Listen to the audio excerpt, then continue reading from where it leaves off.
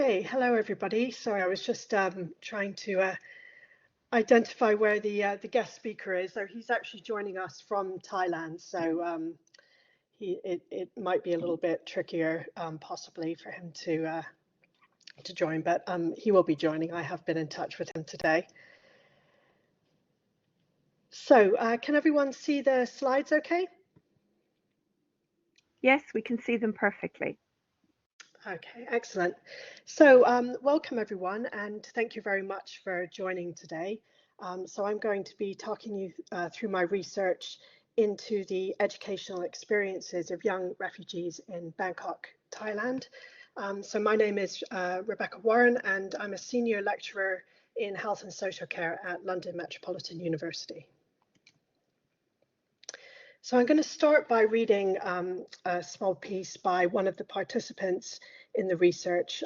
She is a refugee from Pakistan who was sort of seeking exile in Thailand with her family. And it's kind of about her sort of dream of being moved to Canada eventually. So the story of my life has a lot of ups and downs. Life has taught me a lot of things. I want to achieve so many things. I want my life to be simple and full of peace, which I haven't gotten yet. I just feel like I'm stuck here. No way to go, no hope, no door for us. Canada. In Thailand, I'm a refugee. It's been a few years we're here. We live in one room. We feel exhausted, like in jail, and no way to go.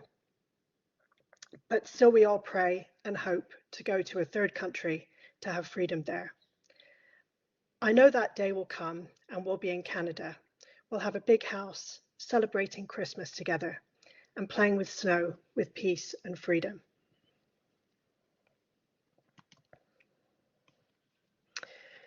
So the research I'm going to talk to you about took place between 2016 to 2020 in Bangkok, Thailand.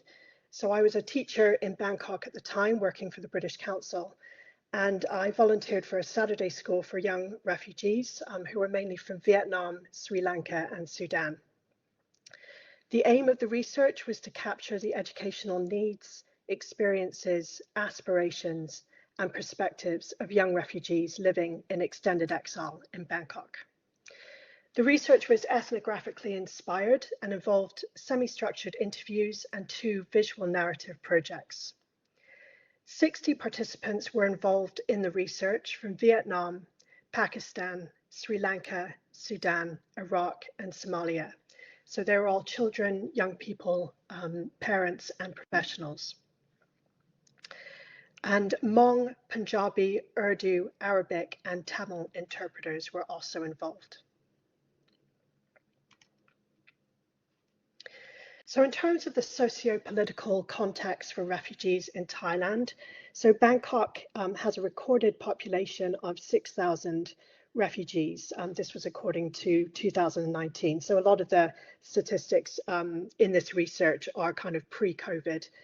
But this number could be much higher because obviously they, predominantly are living illegally. So a lot of people won't necessarily want to be registered. Thailand has never signed the 1951 United Nations Convention relating to the status of refugees. So refugees are considered illegal migrants and are therefore subject to police arrest and detention. The UNHCR, the United Nations High Commissioner for Refugees, does operate in Bangkok, however, and which does serve as a sort of pull factor for people seeking asylum. But it can only provide very minimal social, financial, and legal protection. So it's operating, within a framework where basically refugees are considered illegal. So even though there is an UNHCR operating there, it works only to sort of process cases and move people to a third country through the Institute of Overseas Migration. So due to the illegal status of refugees, Thailand is considered a transit country only. So people seeking asylum can process their case through the UNHCR and, if successful, are relocated to a country which does legally accept refugees, such as Canada. So that's why what I showed you at the beginning, she was referring to Canada, and actually her family have been relocated to Canada, which is a nice ending to a story. So this process can take years, however. So a lot of people come to Thailand because it's quite easy to get in on a tourist visa for 3 to 6 months, for example. And then they kind of process their case with the UNHCR. It's either accepted or refused, but the process itself can take years, sometimes decades even. So during that time, people are actually living illegally. So we're kind of subject to all the kind of vulnerabilities as a result of living illegally in sort of protracted periods of time. So they're technically unable to work, legally work, and are kind of constantly subject to police arrest, abuse, and detention in the Bangkok Immigration Detention Center. So if a case is refused, refugees are expected to return voluntarily to their country of origin. So Thailand can't actually legally deport people, which is a bit odd, but it can make the situation so impossible for people that they eventually kind of voluntarily return. If they stay, however, they have no protection, no legal rights, very limited livelihood opportunities, mainly just working through the informal economy or the illegal economy, which is, quite active in Thailand, but still very extremely precarious. Limited access to services, and again are constantly subject to arrest and detention. So many refugees, including children, do work illegally in the informal sector in Thailand and are vulnerable to abuse, exploitation, and engaging in the worst forms of labor. So in terms of the educational context for refugees in Thailand, so even though Thailand does not recognize the legal rights of refugees, it does recognize educational rights through certain policies, such as the Education for All policy, the Sustainable Development Goals, and the United Nations Children's Rights Convention. So it is a signatory to these kind of international conventions. So these policies emphasize that all children, regardless of race, ethnicity, nationality, disability, or legal status, are entitled to an education. And Thailand has made positive steps towards meeting these goals through programs such as border schools for stateless minorities and the 2005 Cabinet Resolution on Education for Unregistered Persons, which aim to lift restrictions on children with limited access to documentation and provide access to Thai government schools for 15 years up to tertiary level. So Thailand does have quite a large stateless population within its borders, and it does have quite a lot of refugees from Myanmar who kind of live along the borders also. So it has kind of made provision for these sort of populations, and that includes also includes urban refugees. But like anywhere, there's quite often a huge gap between sort of policy and practice. And even though it might have signed up to these kind of aspirational policies, the kind of legal framework that refugees live within conflicts with that quite a lot. So according to the Ministry of Education and Migrant Working Group, 164,000 migrant children are enrolled in public schools and learning centres throughout Thailand. However, there are still an estimated 200,000 out-of-school children. And this number may be much higher since illegal migrants, such as refugees, may not all be included in government statistics. So in terms of educational provision for refugees in Bangkok, the Bangkok Refugee Centre, which is the educational arm of the UNHCR, provides English, Thai, and maths classes for refugees newly arrived in Bangkok. So the aim is to provide a language foundation that will assist refugees in accessing a Royal Thai government school. And the BRC also helps facilitate this process and provide school and travel costs for refugees who still have a case pending with the UNHCR. So there is some provision provided and some help in kind of facilitating integration into schools. Again, this program is kind of implemented on quite a sort of ad hoc basis, and also it depends on the area that that refugees are living in. Some schools are more welcoming than others. Others will kind of, put up barriers. But there is, there are certain provisions in place. So since students need to graduate from a primary school before going on to a secondary school, even students who are, in their teens, for example, refugees who are too old to go to primary school can attend classes at a different UNHCR affiliated learning centre, which also offers classes in English, Thai and math. But these courses are very informal, however, and students do not receive any recognised certification from them. So this is one of the main sort of findings that emerge from the research, that even though in a lot of ways there is kind of informal provision for refugees, very little of this is actually recognised through kind of any qualifications or certification. So some refugees also attend private schools, such as international schools, if they are able to retain sponsorship or pay for the fees themselves. So one of the families involved in my research were able to afford to send their kids to an international school. Informal learning centres, which are unaccredited and unaffiliated with any government bodies, such as maybe learning centres that are based at churches or mosques, for example, and community schools, which are set up in private living spaces. So again, this was one of the main findings from the research, that a lot of refugees will set up their own kind of community schools and try and resource them these themselves, or teach them, using whatever resources they have. But many, again, do not access any form of schooling.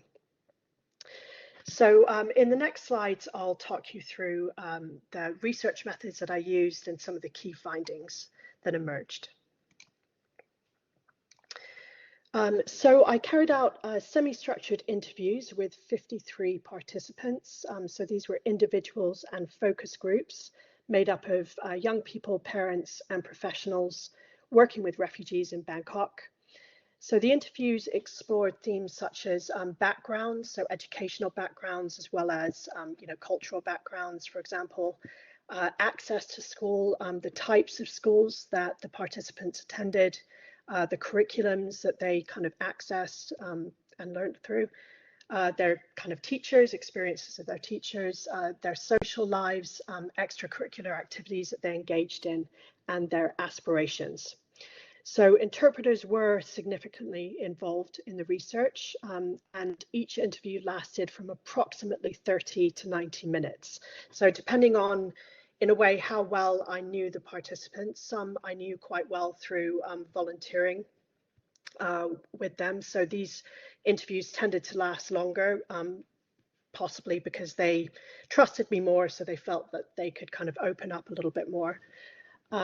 And interviews were transcribed and analysed for common themes, cross comparisons and outliers. And diary data from my observations while visiting the communities and reflections from the interviews were also included in the data analysis. And 10 young participants also took part in a digital poetry project called Where I'm From. And they wrote poems exploring memory through senses, identity, belonging and aspirations. And these poems were accompanied with visual images, digitalized, put to music, and narrated by their creators. So the poems and visual imagery were included in the analysis process. And this is what I was hoping to show you. I have two that are obviously that have given their consent, but there may be a problem with the audio, unfortunately. And 12 participants also took part in a project called Shift Maps, where they worked with an artist at the Bangkok Art and Culture Center to document their experiences of home, migration, displacement, and integration through verbal and visual imagery using dried talipot palm leaves. So we use these because talipot palm leaves are sort of a traditional form of paper used throughout Southeast Asia. So it seemed quite fitting to use it for this project. And the verbal and visual data was also included in the analysis process. So I'll show you an example of some of those also. So this is an example of one of the poems that was written. So I used a poem by an American poet called George Ella Lyon, who wrote a poem called Where I'm From. And it was about her kind of experiences of growing up in the Appalachians. So the Appalachian Mountains in the United States on the East Coast have been going through a lot of change over the past few decades. So it's sort of about, preserving that heritage in a way. But I thought it would be really kind of fitting for this research because I think quite often if you're someone that's maybe, lived different places or kind of migrated quite a lot, but even if you're not someone that's migrated, a lot throughout your lifetime, it still can be a little bit kind of difficult if someone asks you where you're from. And, quite often where we're from, where we're born, doesn't quite kind of encapsulate who we are. So the poem's all about kind of narrating where we're from through what we've, experienced, what we've smelt, what we've tasted, what we've felt, what we've seen, what we've heard, our memories, what people have kind of said to us or about us. So we use the Where I'm From poem by George Ella Lyon kind of as a template. And then the participants kind of changed the wording to suit themselves and then added images and kind of narrated the poems to make them sort of digital poetry. So I thought, part of the process was learning how you can use poetry as a form of research. And I think particularly when you're kind of eliciting experience. So I'll read the poem just because we might not be able to actually hear the person who wrote it kind of speak. So I'm from my family, from singing and my heart. I'm from my church, from food and flower. I'm from my ears and my face, from song and lightning. I'm from lemon and salt, from comedians and films. I'm from my dreams and love, from your beautiful and lovely. I'm from singing Christmas songs, from reading stories with my friends. I'm from wanting to be a singer, from cooking by myself. I'm from caring for my brother and sister, from hoping for my brother and sister to be good people. Where are you from? So I will just try and I'll share it through a different. So let me just see if I can. So what I'll do is I'll share the screen first.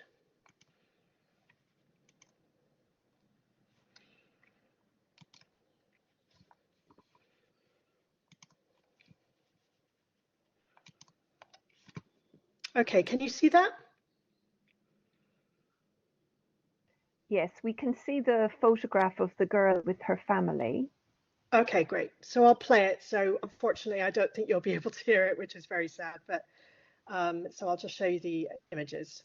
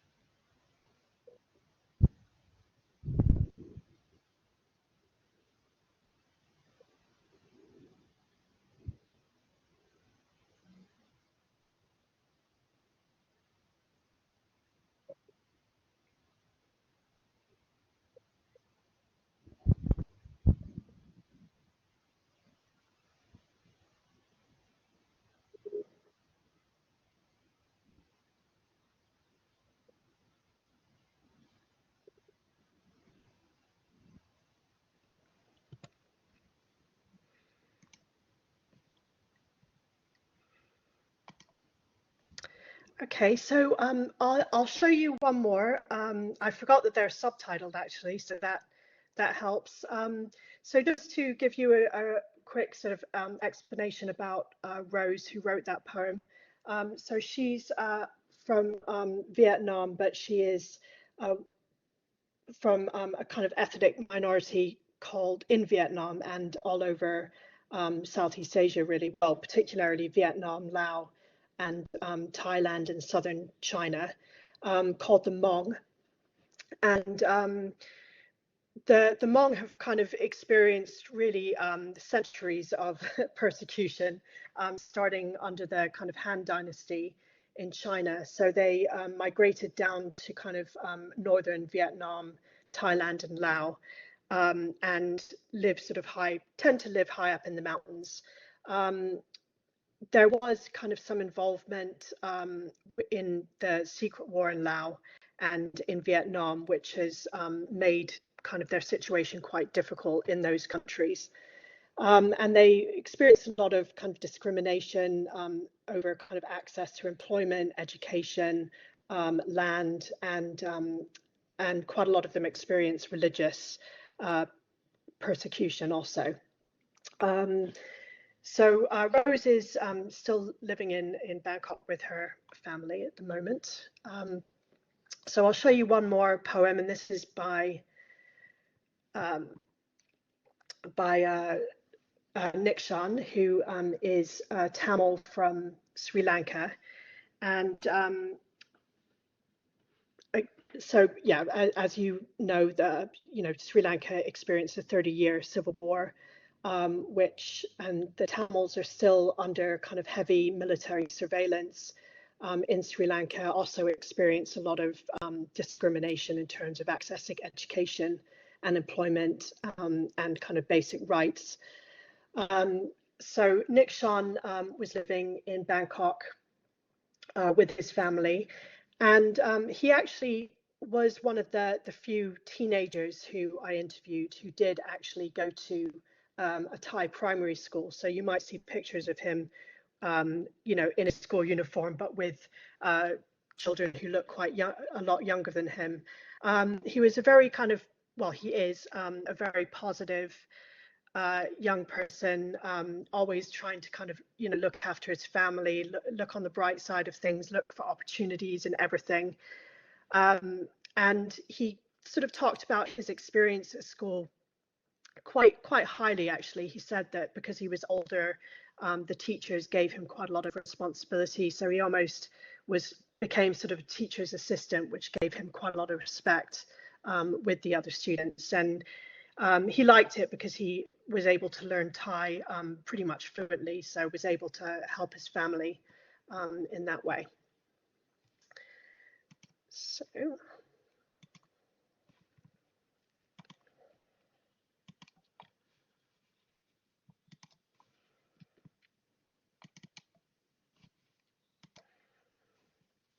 okay, can you all see that? Yes, we can see your screen, Rebecca. Yep. Great, thanks.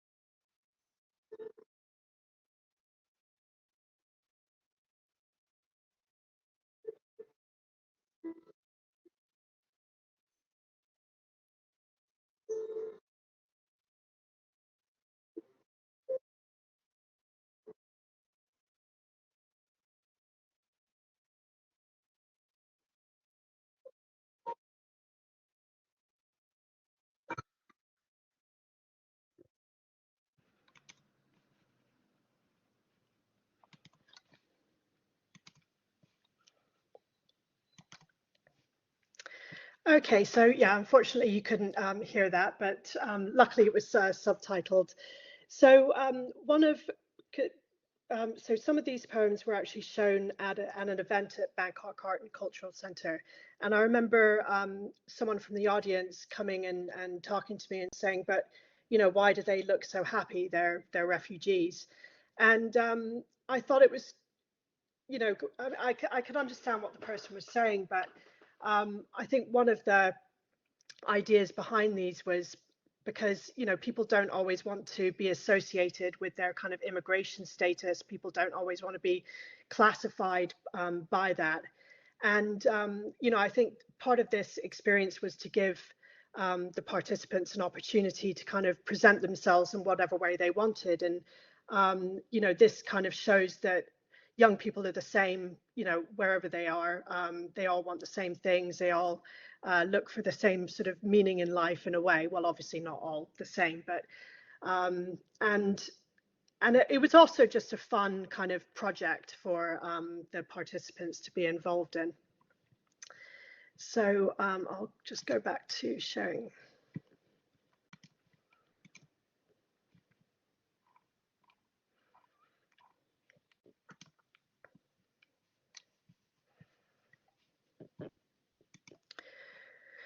Okay, so these were some examples of the shift maps that we made with the artist Varsha Nair. So there's, you know, some writing, some imagery, and people kind of used their different languages with this project also. With the poems, I did obviously say, you know, do it in whatever language you want, but most of them chose to do it in English. That could be possibly because I was also their kind of English teacher on a voluntary basis, so maybe they felt like they kind of had to. But you know, I did try and emphasize that they could use their own languages.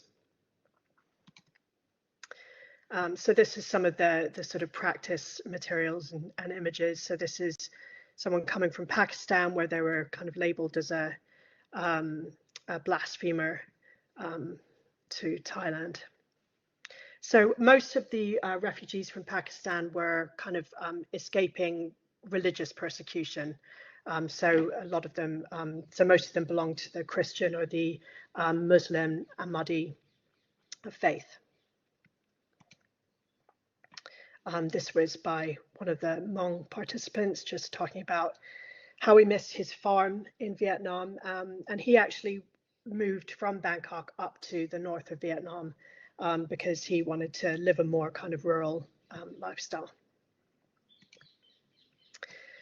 This was by one of the young participants from Sudan. So he's just an image of him walking to school with his mother and his sister, and it just says, "I like to go to school," and then he's written that in Thai also.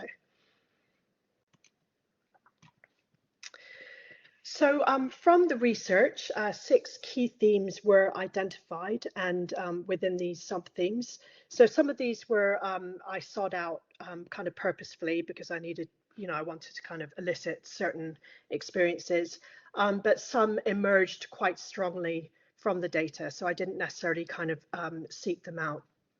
So in terms of educational backgrounds, they talked about the type and the level of schooling that they had experienced or achieved in their countries of origin. And some of them talked about the discrimination they'd experienced kind of at school and in their countries of origin. Experiences of migration. So one of the things that came through quite strongly was this kind of sense of loss and or gain. And this I would say was particularly related to their educational experience in Thailand. So if they felt that they, you know, had achieved quite a high level of education in their country of origin, you know, some of them had almost sort of achieved their kind of GCSEs or A-level equivalents, for example, and then had to come to Thailand where they just weren't able to kind of finish their qualifications, weren't able to access school. There was a very, very strong sense of loss that was expressed. Whereas some of the participants, particularly the girls from Vietnam, who hadn't actually been able to go to school in Vietnam, and some of them were, 13 or 14 when they left Vietnam, were actually able to get an education in Bangkok. So they express more of a sense of gain from their migration experience. In terms of life in Thailand, so again, there was a strong kind of isolation or exclusion that was expressed by a lot of the participants, particularly those who weren't able to access school or were only able to go to kind of a community school or an informal school. So these do provide some form of, social interaction and education for students, but they're, very, very under-resourced. They don't really get the, the full experience of education, which most of them are kind of aware of from experiencing it in their countries of origin. And some of them just, particularly community schools that were maybe kind of harassed by the police, for example, or, had to kind of close down because of lack of resources. Some of them, were out of school for years, and you could see the kind of the damage that this did on their kind of mental health, physical health and cognitive development also. The out of school activities they experienced. So as you could see from the poems, a lot of them did sort of keep themselves quite busy with swimming and sports, but others, particularly from maybe backgrounds where they were a little bit more visible as foreigners in Thailand. A lot of the parents were kind of scared to let the children go out because of fear of arrest or abuse by the police. So a lot of them weren't able to kind of engage in anything. So it's very kind of disparate, the experience. Some of them were actually kind of in employment, whether it was kind of legal or illegal. It's quite blurred in Thailand in a way, and their sense of community also. Experiences of education in terms of their access to school, their experience of Thai school. So some of them did have, very good experiences of Thai school, and it really kind of helped them feel a part of the culture. A lot of the Thai schools were very kind of welcoming. But, some people found that it was just completely kind of inappropriate to their needs and their age. And also, Thai schools, the Thai education system, it's not, even though Thailand is becoming increasingly kind of multicultural, the Thai education system doesn't necessarily reflect this. So, it was kind of mixed, partly because of that also. And their experience of community schools, informal schools that were basically set up in their communities. One of the main themes that really emerged from the research was this idea of kind of the agency that was expressed by the participants and exercised in terms of seeking out learning resources and peer support. So one of the communities that this was very, very kind of noticeable with was the Ahmadi Muslim community. So quite a lot of the older participants had achieved, a good level of schooling in Pakistan, where most of them came from. And they actually kind of would teach, their younger siblings, for example, or the younger people in their community, and actually help them achieve kind of GCSEs. So they could kind of take the exams through the British Council, for example, and a lot of them did actually achieve this. And also the kind of aspirations, their learning aspirations, career aspirations, and personal aspirations were discussed. So the findings kind of mainly indicated that educational provision for young refugees in Bangkok is extremely nuanced and ad hoc, with accessibility and quality varying across localities, schools, communities, age and cultural groups. So it was definitely not a kind of similar experience that was expressed. It was very, very different according to even just across the location of, one part of Bangkok to another. And this was dependent on how kind of welcoming the schools were in that area, how much the police kind of operated in that area, and also the kind of the visibility of the different groups. Out of the 14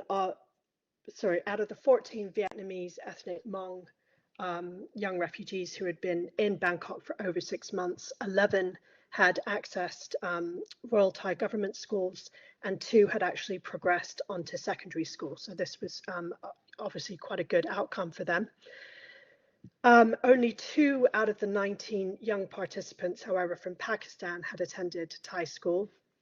The rest were told that they were too old, even though they were the same age as some of the Viet Cong participants when they applied, were scared to go out of fear of being reported to the police, or felt that the level of schooling they would have to start at was inappropriate to their age and ability. So obviously, if they were sort of 14, 15, 16, having to kind of start primary school was just completely inappropriate. And the participants who had attended Thai school conveyed greater integration and well-being, whereas those that couldn't experienced extended periods of stagnation and isolation, which again was incredibly damaging to their social, emotional, and cognitive development. So in terms of the recommendations, so I used the capabilities approach framework, the capabilities approach to kind of frame the recommendations that emerged from the research. So this is based on the theories of Amartya Sen, Martha Nussbaum, and Melanie Walker. And this theoretical underpinning emerged in response to the level of agency and resilience demonstrated by the young participants involved in the research, who found ways to construct an education for themselves and their communities using the minimal resources they had access to. So the capabilities approach is very much about kind of building on agency and choice, and kind of eliciting sort of needs and experiences, and basing basing programs, for example, or policies around that.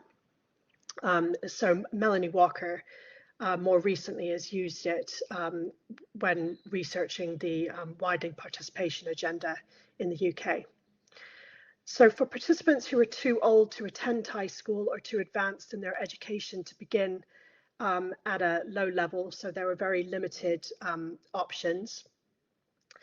And community schools were very kind of under-resourced. So one of the key kind of recommendations that emerged was that community schools need to be sort of left alone, and the kind of agency and resourcefulness is demonstrated by refugees in Bangkok, despite all the barriers that they face. It really needs to be kind of empowered, and people need to be able to kind of build on it, basically.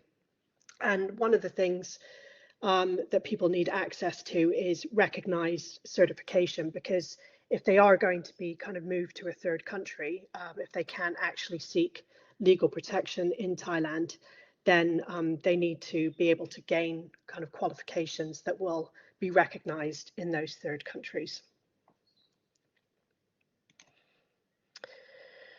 So in terms of the contributions of the research, so it was quite difficult carrying out research, with children and young people who were experiencing kind of extended periods of not being able to kind of access school.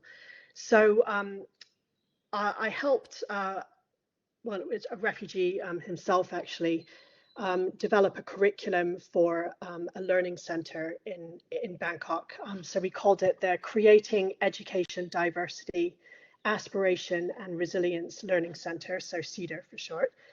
And it provided a kind of space for young refugees to access education, mainly through online learning programs, peer support, and assistance from volunteer teachers such as myself. So students were sponsored to have an opportunity to work towards the General Educational Development exams. So these are recognized as a high school diploma equivalent internationally. and a number of students have already completed these exams.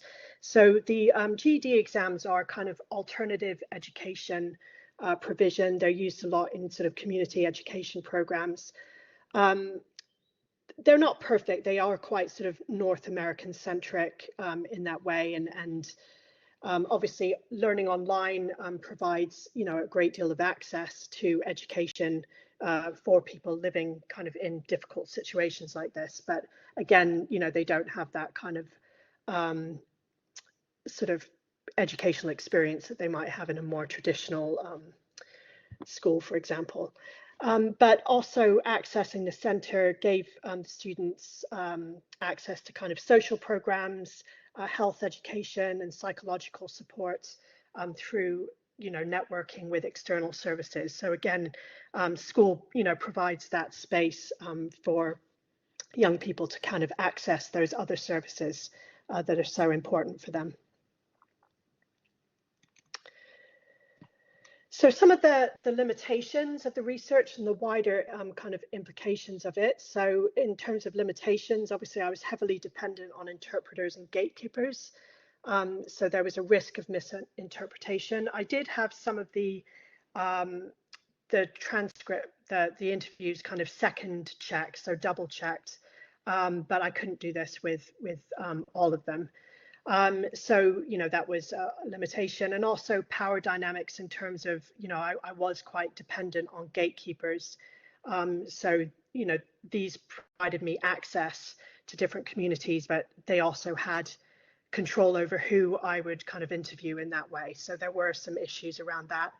And also I was, you know, for some of the participants, I would kind of represented a teacher. So that's kind of a position of authority, and also, you know, I represent a sort of white kind of British background, so that has kind of post-colonial connotations.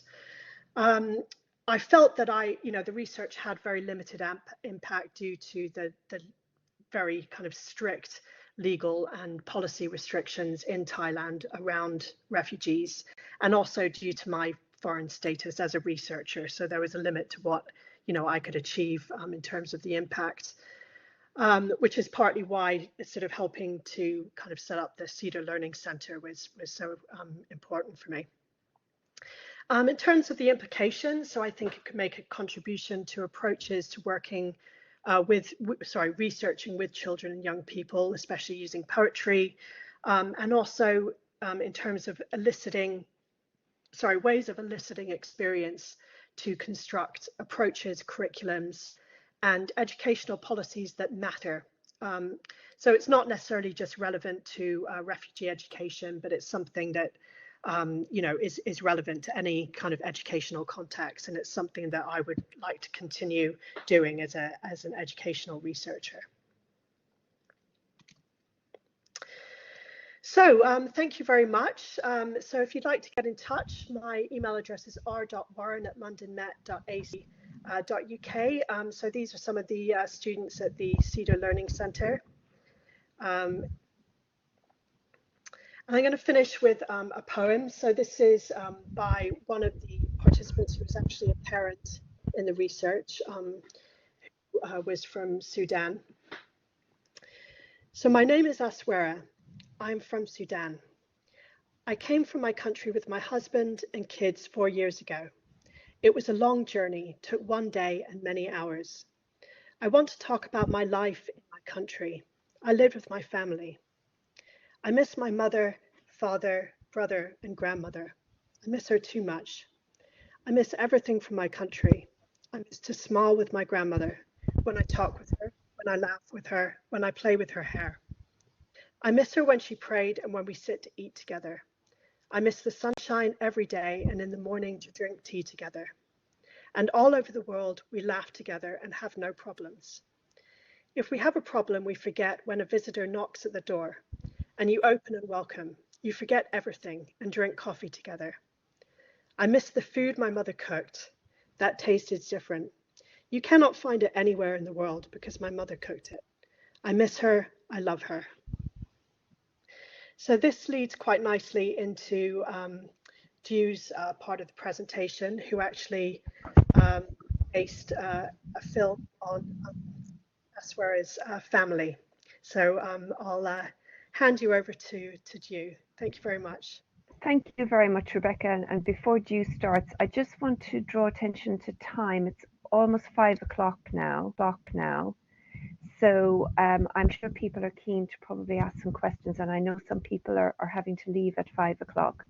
So just to kind of draw your attention to that. So over to Dew now. Thank you. Hi. I don't know if you guys can hear me or can see me. Yes, we can hear you and see you, Dew. Yeah. Right. And am I able to share my screen? Or? Do you have sharing rights? Can you see the icon for sharing your screen? So if you go to the bottom of the screen, there's a little lilac colored tab. You open that. Content. And then at the bottom of that, there's a square icon with an arrow in it. That's share content. If you click on that. I'm not able to. I think Dew might have had to join as a guest. Oh, okay, so he doesn't have sharing rights. Maybe he can email it to you and you can share it, or you can email it to me and I can share it. Well, I'm assuming I have sharing rights. I have quite I don't know. Things to yeah, multiple sort of. Oh dear. I'm just conscious of time as well because it's almost 5 o'clock. Am I able to be promoted to any sort of something? I can try and see if I can do it.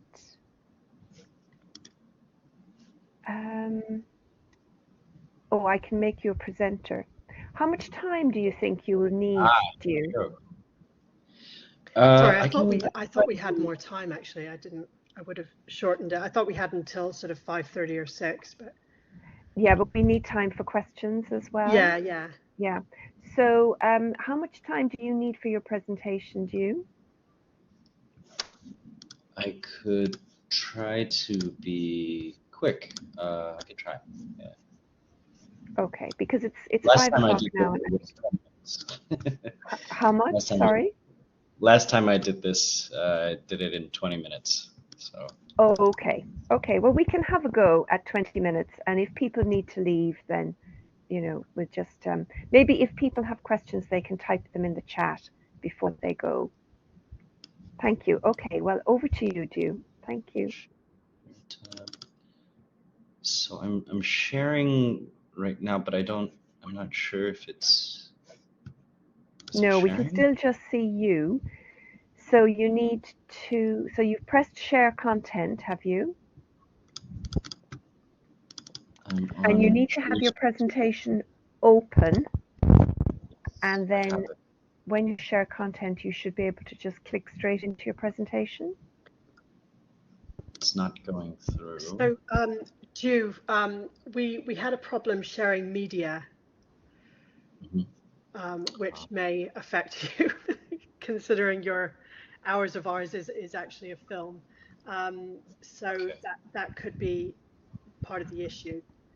I'm just thinking, should I kind of take some questions while Dew is setting up? Yeah, that's a good idea. Yes, let's do that. So if anybody has questions for Rebecca, you can either raise your hand using the icon at the bottom of the screen, or you can type your question in the chat. I'm just opening the chat. There aren't any questions there at the moment. Would anybody like to raise their hand? There is a question now. Somebody's just typed a very long question. Joanna. Professors, I might have to try to come back in. Okay. Yeah, that's fine. Yeah, you go ahead, Dew. So, Joanna, if you're still with us, would you like to ask your question? Or otherwise, Rebecca, can you see Joanna's very long question in the chat? Yeah, I'm just, sorry. I think I did send you the kind of host link, so hopefully he'll kind of be able to access that. So just particularly in the various ages, I think it does contribute a lot to the process itself, particularly evident in the poems. Like post. to describe everything. The tone of optimism is also negative emotions seem to be downplayed again, seemingly highlighting their optimism and appreciating who they are as they assimilate into the new. That's great. So I'm not sure if it's a question. I think it might be more of a comment. But yeah, I think just in response to Joanne's comment, Joanna, sorry. Yeah, it was something that came through quite strongly in all of the poems, actually, that were this sense of kind of optimism and presenting their life in a certain way, which I was kind of aware of, you know, in terms of did they feel that they should. And in some ways, I think, you know, that's how young people use social media quite a lot, which isn't always necessarily a good thing, you know, in terms of people feeling like they always have to present themselves in a certain way. So I was kind of aware of that, but I think at the end of the day, that's not really something that I could, you know, I didn't want to kind of sit there and be like, well, what about your negative experiences? Or those I would say came out a lot more through the interviews. Whereas I think maybe with the poems that captured a more, you know, maybe you know, their lives in a more positive light. Yeah, I guess the shift maps in some ways were a little bit more mixed in terms of what they expressed. But I think the poems especially, and maybe because of the age of the young people, or maybe because I knew them quite well. I'd known them for a number of years, you know, working with them on a voluntary basis at a Saturday school. So it's kind of their fun space. So maybe they just use the project, you know, to kind of engage in that, you know, fun space in a way. But yeah, I definitely kind of see what you mean. I think I got the gist. So, Ju, how are you feeling?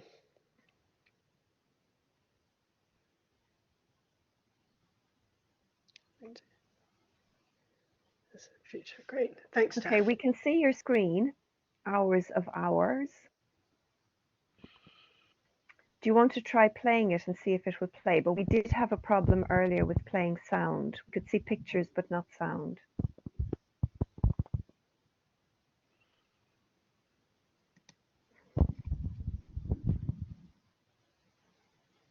So we can't hear anything, but we can see the pictures and we can see the subtitles.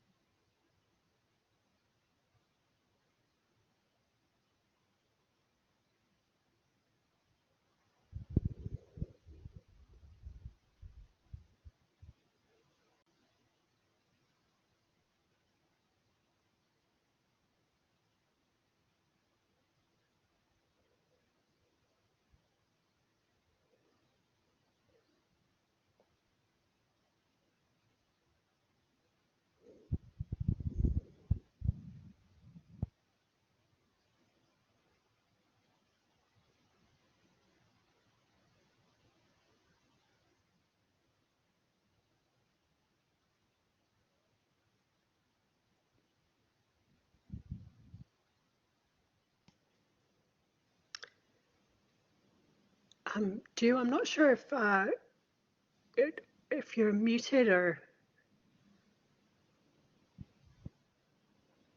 Oh, you're right. I was muted. How I much hope time you weren't talking all the way through that. Sorry. I was talking a little bit, but that's okay. I can say again. How much time do I have? About, Well, I think quite a few people had to leave at 5 o'clock, oh, okay. unfortunately. So it's now 8 minutes past 5. I think realistically we should aim to finish by 5:30, Okay. but allowing some time for questions. So maybe 10 minutes. Is that okay? Sure. Yeah. I'll do it. Yeah, okay. Thank you very much. And we could see the film perfectly and we could read the subtitles and it was very powerful, but we couldn't hear any audio. But I think we very much got the message because we could read the subtitles, which was great. So thank you for that. Right. Yeah. And it's available online. You guys can find it on YouTube or something. I mean, the trailer. Well, thank you. I'll just introduce myself really quickly. My name is Komtouch Napattaloong, and I'm a Thai filmmaker and based in Bangkok. And the clip that you just watched is a trailer from a film that I premiered last year and is now releasing in Thailand right now in some select cinemas.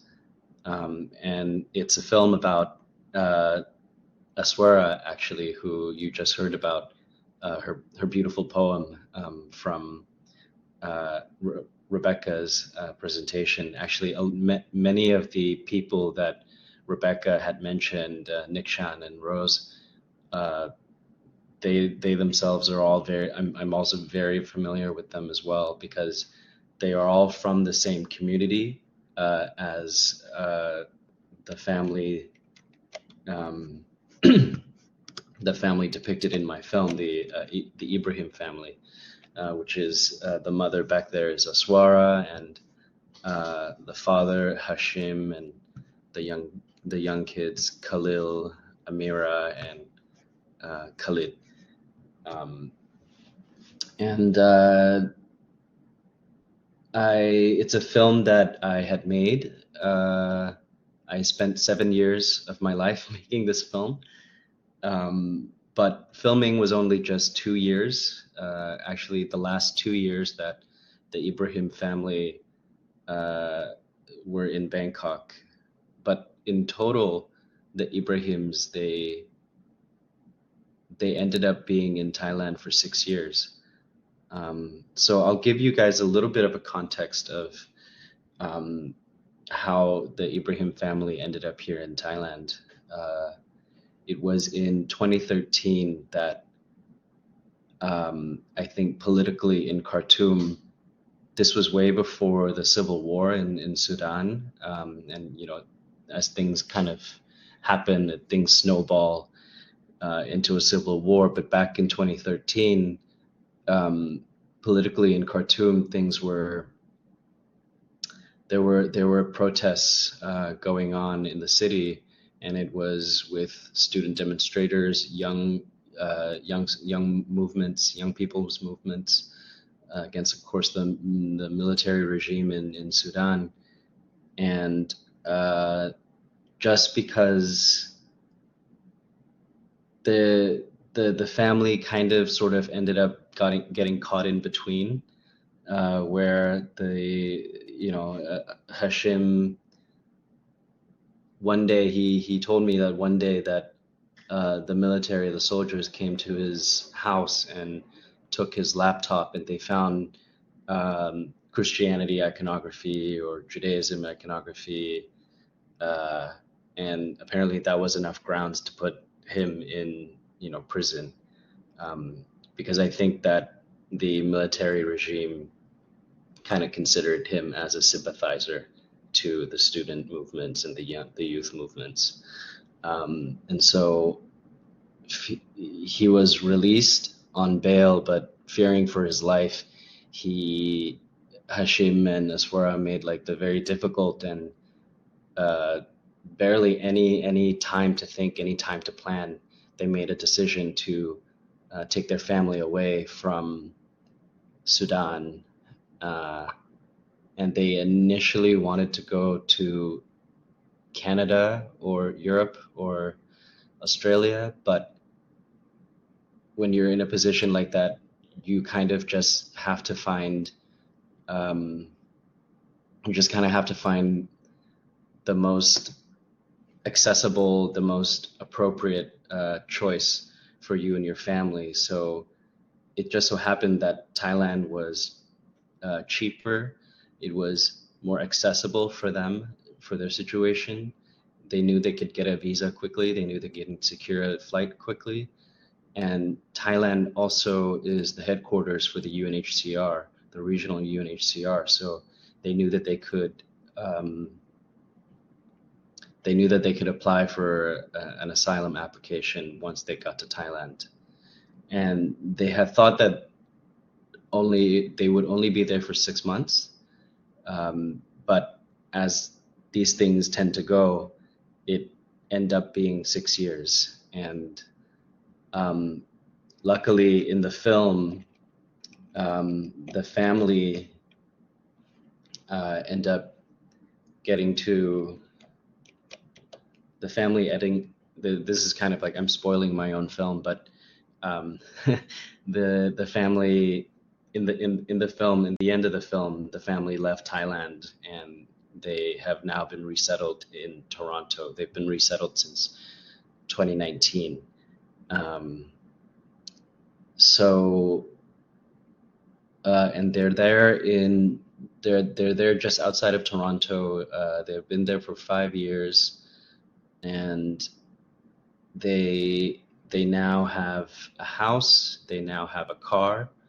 Aswara has citizenship now in Canada. She has a company that she started by applying online, and it was very quick. The children are in high school and they're thinking about university. Hashim has a lung disease, but the Canadian government is taking care of them quite well.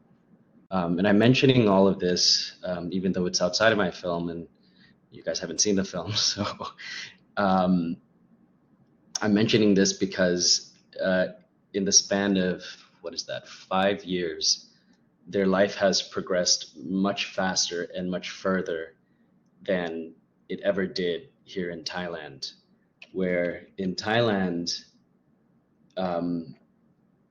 for most of the 6 years, their life contained in this small room. And I was getting a bit emotional when I saw the poem that Rebecca had brought up, because that's actually the last bit where they were talking about where Aswara was talking about visitors coming in to visit and forgetting all of the problems, being able to laugh and have coffee and enjoy it again. That was actually my experience of, spending that time with this family. And I made this film with that purpose as well, which is to not spend too much time on the difficult things that they had to go through, because I just kind of felt like, in this day and age, it's not that hard for us to imagine what a life of a refugee person could be. And quite frankly, a life of a refugee person in Thailand is incredibly varied. One situation doesn't translate to another person's situation at all. So actually with the Ibrahim family, I consider them best case scenario, because they did get to leave. They took them 6 years, but a lot of other families takes 10 years, and many are still waiting even longer. And their best case scenario, because they're together as a strong family. The Aswara and Hashim, they they're well educated, and they're resourceful, as Aswara had mentioned, as Rebecca had mentioned. When you're in these situations, being resourceful is a means to survive.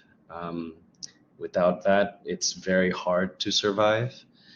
So this is a family that is incredibly resourceful in that sense. And I know that we don't have that much time, so I think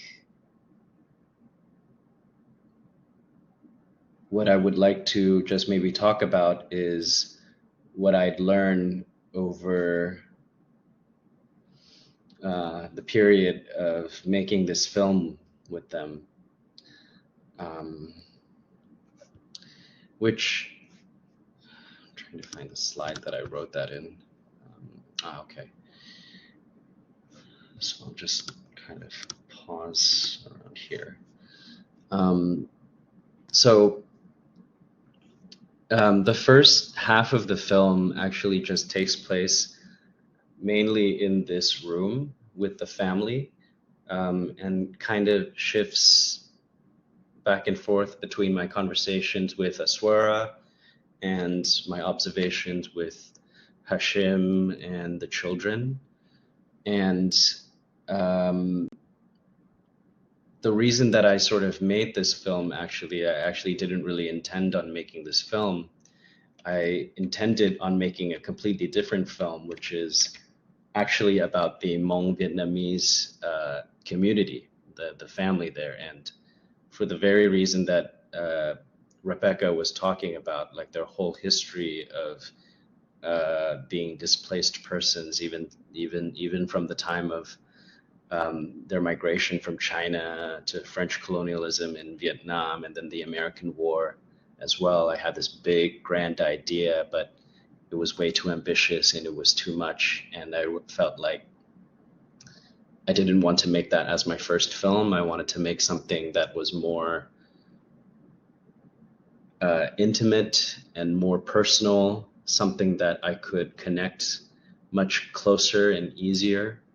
So I had a bit of a crisis, but around that time, luckily, I was spending more and more time with this family. And even then, initially, I didn't plan on making a film with them. I just kind of hung out with them, visited on Sundays, having coffee. And then one day I brought a camera and they were very responsive to the camera. They were quite open with it, which I felt, okay, this could be a possibility. But it really wasn't until I realized something about the kids, which was that initially when I was talking to them, they only spoke in English with me, but then I realized they were speaking Thai to each other. It was almost like they had their own little secret language that their parents would never be able to access. But I was there, and I was able to speak English with the parents, and I was able to speak Thai with the kids. So, I kind of thought that the parents kind of wanted me around so I could translate what the kids were saying so they could know as well. But it wasn't here until this moment where I realized this thing about these kids, that it brought me back to my own migration between Thailand and the US, in the southern United States, in Louisiana and Texas. Kind of brought me back to my own memory. And then I realized, okay, there's a film here. And there's a film here where I think that me coming back to Thailand, when I started making this film, I was searching for what I used to think an idea of home was. And when I met the Ibrahims, they had been living in Thailand for a very long time. They had tried to make this place a home, but knowing very well that this place, this home that they've tried to build wouldn't last, because one day they will leave and they will have to find a new home. And so I realized there's this concept of home here that sort of emerged from, this shared experience between myself and this family. And so I made this film on that concept without knowing at all how long they would be here, if they would stay forever, or when they would actually leave. And yes, the spoiler, they eventually left, and it was quite a very dramatic month where they left. But I don't have that much time to go into that, so I will just talk about what I what I discovered during the time that I spent with them filming for 2 years before they left. And so, because of their situation as undocumented people, any decision or any time that they make a decision to leave their house, leave this zone of familiarity or comfort, it's always a risk. Any time they decide to leave is a risk. The zone is also not really an official thing, because they're really just living in plain sight, like hiding in plain sight. Thailand has no official policy for asylum seekers. They're trying to create one, but they tried to create one during COVID times, and they passed a law, but in practice, nobody has seen any results. But during the time that Rebecca was around, also, everybody was living in the shadows, hiding in plain sight. And many people choose to live in sort of a captivity, because the fear of going out into, Thailand is, running into authorities and not really knowing who you're going to meet. Maybe they might be nice, maybe not. And if not, you'll end up in the immigration's detention center, which is pretty notorious for a very terrible situation. So the family lived in this sort of apartment, small little square space, and they can't work, as Rebecca had mentioned. And so to get by all those years, they had to depend on civil society organizations, various civil society organizations, or NGOs, to support them in rent, in medical support, or educational funding, all of those to support the 6 years that they had lived. But what I also had discovered through the making of this film was that there was a growing disconnect between the parents and the children, which I think came from the parents not being able to access this new culture that the children are able to absorb and be a part of, because they were young enough to go to Thai school, and the parents are just too scared to leave, so they're not able to be a part of that world that their children are living. But not only that, because the children's sort of the parents had to constantly create a fiction where their lives are normal. They get to live a life of a normal child. That's what the Ibrahim family tried to do, and what that meant, that they had to be fully integrated into Thai society. So what I had also sensed then, the result of that was that the children were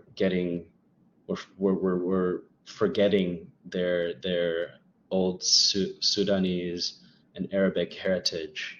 And I found that out through the letters that Aswara would write to the kids while she had to be in the immigration detention center.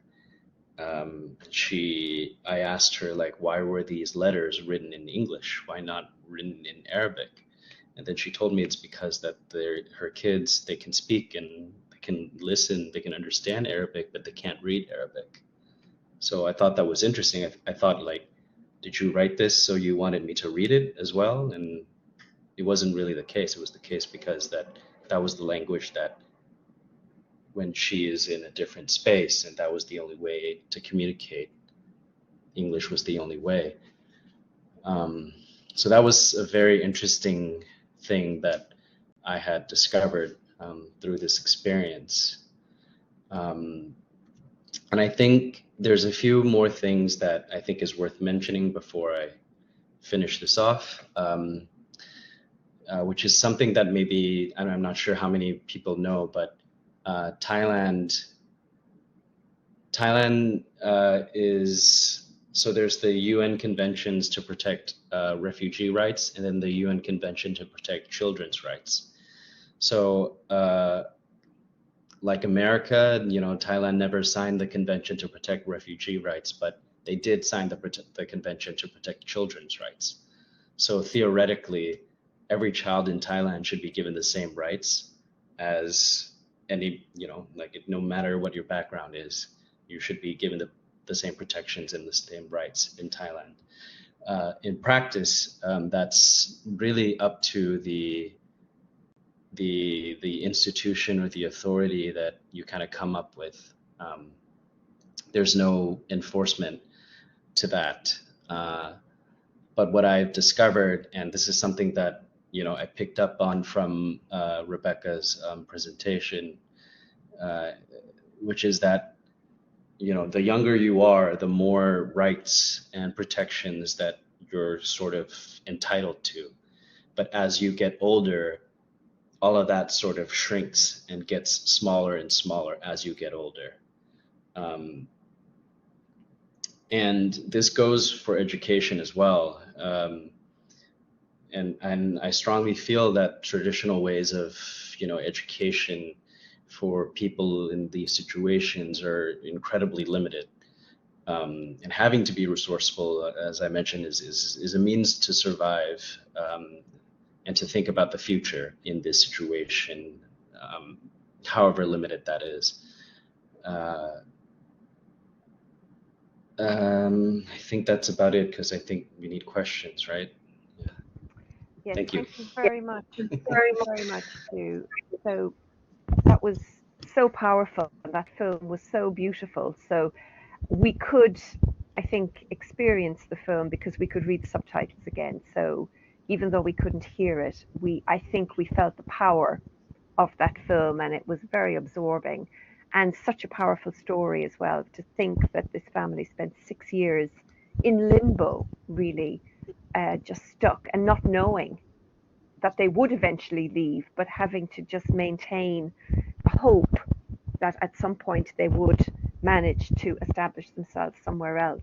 So it really is a very sobering thought. And of course, here in the UK, we have so many tens of thousands of people who are stuck in the asylum limbo as well for years and years and years, not knowing if they will manage to stay, manage to be deported. So it's a story from Thailand, but I think we can all identify that there are many parallels here in the UK and in many other countries as well. And before I open it for questions, I just wanted to share an experience from my own research, because I'm currently working with colleagues on a project with Afghan evacuees who left Kabul airport in those very dramatic scenes clinging to planes in August 2021. One of my colleagues, Alessia, is here at the seminar today, and she's working with me on the project.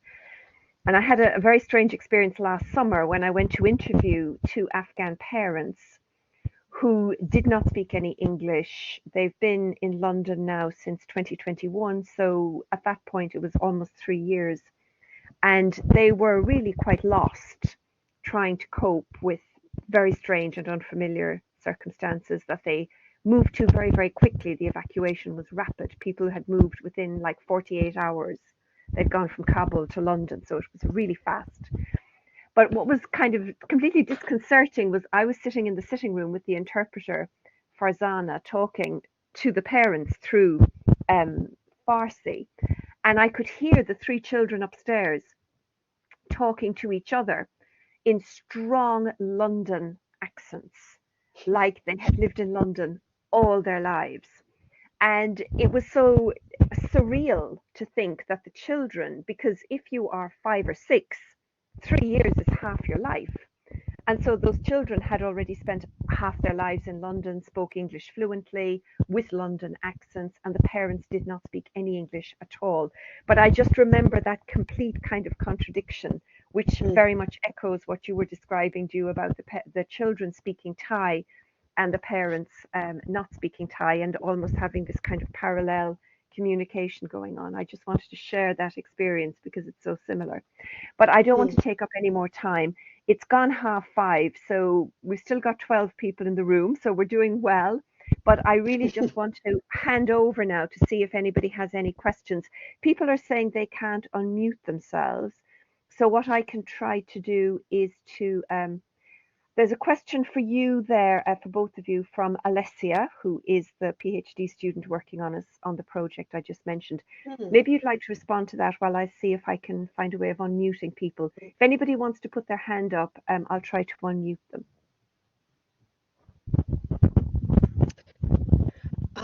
Yeah, I think I'm not saying it was necessarily standard that Pakistani children were prevented from accessing Thai school, but I think from what quite a few of the participants in this research, bearing in mind I didn't have actual kind of data around this, that some felt that, well, yeah, some were actually told that they weren't allowed to go. They weren't really given an explanation. Some just felt generally quite unwelcome. For the kind of Ahmadi Muslim, for example, there wasn't any kind of halal provision. So they didn't really feel that it was possible in that respect. But I think, I guess kind of people from Pakistan are just more visible as kind of foreigners and potentially kind of illegal migrants than maybe Vietnamese, who kind of blend in a bit more kind of visually, kind of physically, I guess, into kind of Thai culture. So that could be a reason why. And it could also just be the locality in Bangkok. One community where Ju and I kind of Ju sort of spoke about. I think maybe that particular locality, they were more used to accommodating children who were from kind of different backgrounds, whereas in other areas they just might not have been. So thanks, Rebecca. Are there any other? Maybe I could. Sorry, Ju. I think it's a difficult question to really know why, because there's not really like any sort of thinking or policy or anything like that. From my experience, it's really been just about whether or not the school feels like they're up to it. For example, like the Ibrahim children, they were able to access school. They were able to go to school because I think they were young enough where they could still learn the language. And I'm not sure if that was the case with the Pakistani children. I think there were some Pakistani children that did get to go to Thai school, and I think it was about the age. Was there an element of discrimination? It's likely, but I can't say that it will always be the case. Yeah, definitely. Sorry, Ju, I think you've got a question about is there a way to access your film online? I just sent a message on that. I'm working on it. If anybody would like to screen it in the UK, I'd be happy. Ju, that actually raises more of a technical question for me, because we have been recording this event, and I'm aware that in the course of recording this event we are also recording excerpts from your film, albeit without any sound. So if you would prefer that we edited out that part, please just let me know. I think it's all good, especially since it's without sound. Okay. So maybe it's actually a bizarre advantage that we recorded it without sound. Okay, so if there aren't any other questions, I would just, no other questions? Okay, so I would just like to really thank Rebecca and you for such a powerful presentation. Many of us in the Global Diversities and Inequalities Research Centre work on migration. There are also many colleagues who work on the region. So Rebecca, I can connect you with some of the other colleagues at London Met who work on the region in case you haven't met them yet. But I've learned a lot today. I did not know very much at all about the Thai context. So I've learned a lot. People are commenting in the chat about how much they enjoyed and how powerful the presentations were.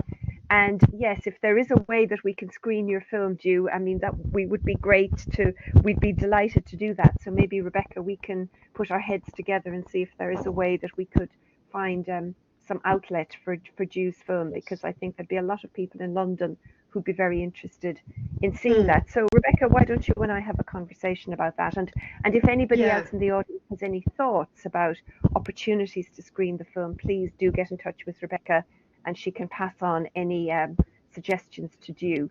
So it just behoves me to thank you both very, very much for what has been an extraordinarily informative and powerful presentation. Wonderful afternoon. Sorry about the technical problems, but I really feel that the power of those poems and of the film came through, maybe even more so because we didn't have the sound. So I think it still worked very, very well. Thank you to the audience for staying with us until the end, and I hope that we will have another opportunity to see the entire film. And Ju, if there's any more updates on the Ibrahim family, I think we all now feel a bit invested in this family, and we want to know that they're doing well in Canada. So thank you very much. They're doing well. Actually, Rose is doing well. Many of the people that that Rebecca had mentioned are doing pretty well, considering the situation. Yeah. Thank you very much for that. And wonderful Wi-Fi connection to Thailand as well. It's like you're down the road. It's really been a very, very good connection. Thank you very much, everybody. Goodbye. Thanks, Louise. Bye. Thanks, Bye-bye, everyone. Rebecca. Lovely to meet you. Bye. Bye. Bye-bye.